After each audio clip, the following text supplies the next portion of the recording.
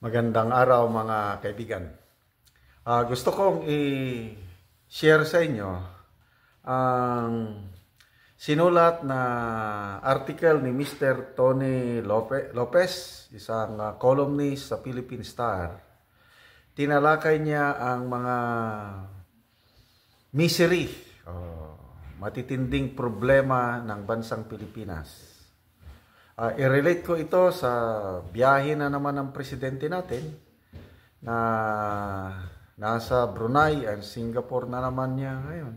Pang 26th and 27th foreign trip ng presidente in just 22 months. Okay. Kunuhay, ang purpose ng presidente is spending billions of pesos, people's money sa kabibiyahe, is mag-attract siya ng foreign investments para magkaroon ng maraming trabaho sa bansa at para giginhawa ang buhay ng Pilipino. Okay. So tignan natin ito. These are independent minds. Tataka ako dahil ang perception is karamihang mainstream media nabusalan na ng administrasyon at puros magaganda ang sinusulat. But iba ito. Si Mr. Tony Lopez, kaparehas siya ni Mr. Rigoberto Tiglao sa Manila Times. Ang ganda yung So, mga problema sa bansa, tinalakay niya 5. Food shortage, job shortage, investment shortage, graft and corruption, and red tape. Yun ang summary sa kanya. Unahin natin yung food shortage. Sa research ni Mr. Tony Lopez, meron tayong 25% shortage of the total demand ng pagkain, yung food needs ng Pilipino. This includes rice, corn, fish, chicken, meat, vegetables, and many others. Kulang tayo ng pagkain. Kaya nga, tayo na ngayon yung number 1 rice exporting country in the world. Dahil kulang yung local production natin ng bigas, kailangan natin mag-import. Magugutom tayo kung hindi mag-import. Yun ang example ng food shortage. Ganon din, nag-import tayo ng isda, gulay, meat. So, anong nangyari doon sa, di ba ang Pangulo naging agriculture secretary siya for more than 1 year para tutukan ng food production. Ibig sabihin nito, failure yung pagiging DE secretary ng presidente dahil nagkakaroon tayo ng food shortage. Okay, ito napakagandang example ni Mr. Tony Lopez. Proof na nagkakaroon tayo ng food shortage, mga bata nagkakaroon ng malnutrition. So, sa research ni Mr. Tony Lopez, pantayin niyo ito 95 children are dying every day of malnutrition. Grabe.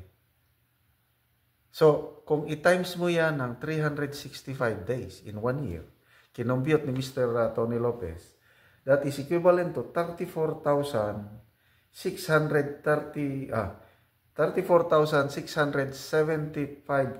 children dying of malnutrition per year dahil sa kakulangan ng pagkain. Medyo rin ito, fertile ang imagination ni Mr. Tony Lopez. Kinumpare niya sa alleged extrajudicial killings panahon ni PRRD na magkakaibang figures. Lowest is 6,000 up to 30,000 deaths within 6 years sa administration ni PRRD, yung drug war campaign. So sabi ni Mr. Lopez, ito ang mas matinding problema, malnutrition, 6 years si Digong granting na totoo na 30,000 ang namatay, edi mas maraming namatay sa malnutrition per year, 34,675 per year mga bata na mamamatay. And I agree. Kasi ako, yung ating tinutulungan ng mga tribo sa Bukidnon, ako, mga bata kawawa. Ilan ang bata mula ng mga 3 bata na atang namatay doon. Nagkakasakit. Grabe talaga itong kakulan ng pagkain ang mga kawawa mga bata dahil kulang sila ng sustansya sa kanilang katawan. Kakulangan ng pagkain. Okay, so much so with food shortage. Ulitin ko. Ang Pangulo na naging DA Secretary, wala siyang nagawa. Import pa rin tayo ng import. Even up to now, itong bagong DA Secretary, wala rin. Kaya nagkakaroon tayo ng food shortage. So, ito na, sinamarize na ni Mr. Tony Lopez. Dahil sa food shortage, nagre-resulta ito ng mataas na inflation. Kasi kulang ang supply. Kung kulang ang supply, eh di tataas ang presyo. Law of supply and demand. No? So, food shortage equals high inflation. So, dahil pataas ng pataas ang inflation rate natin, malala ko, last year, yung SONA ng Pangulo, pinagmayabang niya yan, yung inflation. Napababa na natin ang inflation. This year, pataas ng pataas. I think, January ata is 3.1. Tapos sumunod 3.4. Basta sa ngayon 3.9 na, pataas ng pataas ang inflation. Yung pagtaas ng presyo, hindi talaga mapigilan. Ang rason pala nito is food shortage. Dahil mataas ang inflation, anong nangyari? Mataas ang interest rate. Kung mataas ang interest rate, ang mga investors lumalayas. Kasi malulugi sila dahil sa mataas na interest rate. Kaya nagre-resulta ito ng business and economic slowdown. Okay? So, dahil may economic slowdown, yun na, nagkakaroon ng job shortages. Ang galing ng kulang na kulang ang trabaho sa Pilipinas. So, high inflation, mataas ang trabaho. Anong resulta? Misery in the Philippines. Kasakitan, misery. Disaster, yung paghihirap. Dahil sa pamamalakad ng ating gobyerno. It all redounds to governance. So, okay, talking of job shortage, binanggit ni Mr. Tony Lopez yung per year, 1.5 million jobs per year ang shortage natin sa Pilipinas. And supported ito sa data ng Philippine Statistics Authority. For April, tumaas ang unemployment rate sa Pilipinas, 3.6 noong March. By April, 3.9. I don't know, itong Mayo. So, yung 1.5 million jobs per year na shortage, resulting, according to Mr. Tony Lopez, nag-export tayo ng 12 million Filipinos in more than 100 countries searching for jobs and economic prosperity. At itong 12 million na ito, they are the best, the cream of the crop. Kaya nagkukulang na tayo. Kulang tayo sa nurses, mga scientists. Kaya may programa na balik scientist program Kasi umaalis yung mga marurunong na Pilipino dahil kulang ang trabaho nito. Okay, ano ba? Ito, yung study ng Philippine Institute of Development Studies. It's, I think, NGO. Estimate nila by 2025, next year. Ang job shortage ng Pilipinas, kinategorize nila yung life sciences, 13,964 shortage. Ito, engineering. Mga pumupunta sa Saudi Arabia, yung mga skilled engineering. 569,903 jobs shortage tayo. And then physical sciences, 9,698. Math and statistics, kulang tayo ng 13,285. Yon ang mga job shortages natin. Punta tayo sa foreign direct investment. Again, yun ang palaging rason ng Pangulo na biyahe ng biyahe para maghikayat ng foreign direct investment.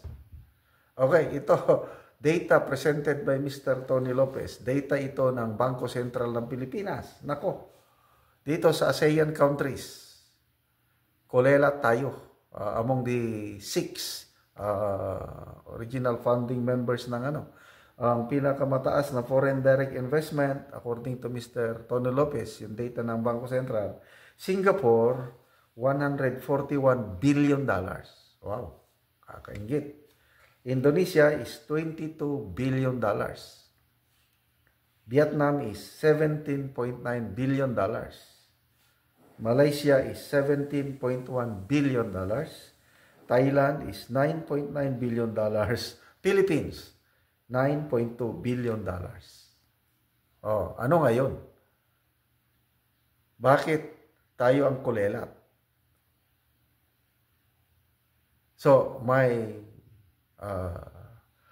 ganansya ba sa biyahe ng biyahe? Puros pledges man lang yan eh. Kaya huwag nyo nang lukuhin ng Pilipino. Ito pa, yung sa ease of doing business, yung red tape. Dapat ito ang unahin. Yung World Bank study, according to Mr. Lopez, out of 990 countries, ano ang rank ng Pilipinas? We are ranked 95th. Mababa. Kung rank number 1 ka, ibig sabihin, madali magnegosyo. Ibig sabihin yan. And rank 95 tayo, ay wala. Mabagal.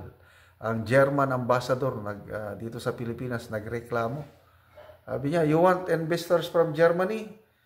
Give them red carpet, hindi red tape. Red tape.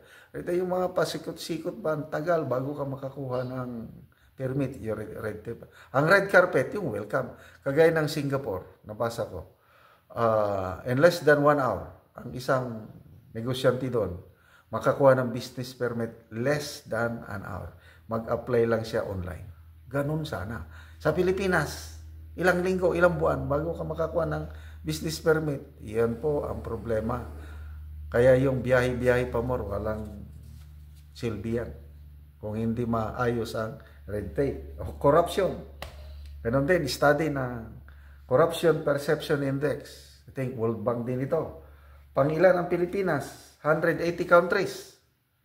Number 15, 115 tayo na corrupt. Ibig sabihin, kung rank number 1 ka, less corrupt. And 150 ng Pilipinas, grabing corruption sa Pilipinas according to Corruption Perception Index. So ano ngayon? Sige, biyahe pa more. Ito ba ang Bangon Pilipinas? Na sa Bangon Pilipinas, wala nang Pilipino na magugutom. Oy, gising. I-repute nyo si Mr. Tony Lopez. Yung sabi niya na 95 kids per day die of malnutrition. So that's 34,675 children die every year. Mr. Larry Gadon, basahin mo ito. At sana magising ka sa katotohanan. Yung sabi mo na haka-haka lang ang kahirapan. Mahiya naman kayo.